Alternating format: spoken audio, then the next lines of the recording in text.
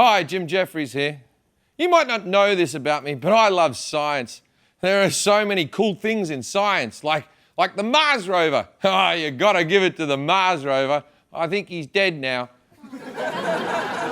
But he had to go. But sometimes science comes up with crazy ideas that everyone takes for granted and never questions. I think it's time to ask some questions in a segment we call You Don't Know That. For instance, snowflakes. What's the one thing that everyone knows about snowflakes? No two snowflakes are alike. But where do we get that idea? The universe is a big place, it's really old, and countless planets with countless snowflakes, surely two of them have been alike. That's right, Snowflake! Yes! Surely two of them have been alike! How do you know? I don't, but neither does anyone else!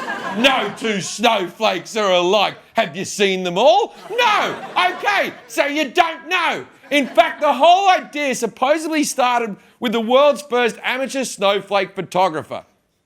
The idea that no two snowflakes are alike probably started on January 15th, 1885 in Jericho, Vermont. A 20-year-old named Wilson Bentley was sitting outside his farmhouse, holding a sheet of black fabric and a turkey feather in the other hand, waiting for a snowflake to fall in just the right spot. You know what I always say? When science needs an answer, trust the guy sitting outside the farmhouse holding a sheet of black fabric and a turkey feather. But now the snowflake thing has just become fact. And when someone has the audacity to challenge it, science shuts them down. In 1988, researcher Nancy Knight claimed to find two identical snowflakes, and they do look very much alike, but they would not be identical.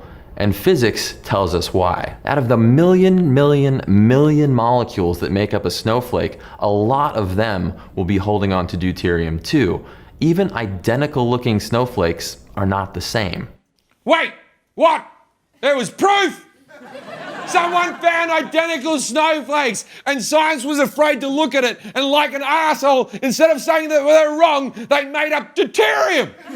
Deuterium's bullshit! I'll tell you what's really going on here. Scientists are lazy. That's why Stephen Hawking's always sitting in a chair. They do their jobs like the rest of us. Every morning they go into their labs and instead of working on research, they fuck around on YouTube. And when the boss walks in and yells, "Hey, Johnson, you done that experiment yet?" They panic and they lie because they don't want to get fired. They're like, "Oh, yes, fingerprints. Fingerprints. I've concluded that no two fingerprints are alike. Deuterium." And thus the theory of fingerprintivity is born. No two fingerprints are alike. Come on, you don't know that. And zebras, that theory can fuck off as well. How could they possibly know that no two zebras are alike? Is someone out there counting all the zebra stripes?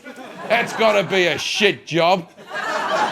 Although, it is better than counting the dicks on a whale.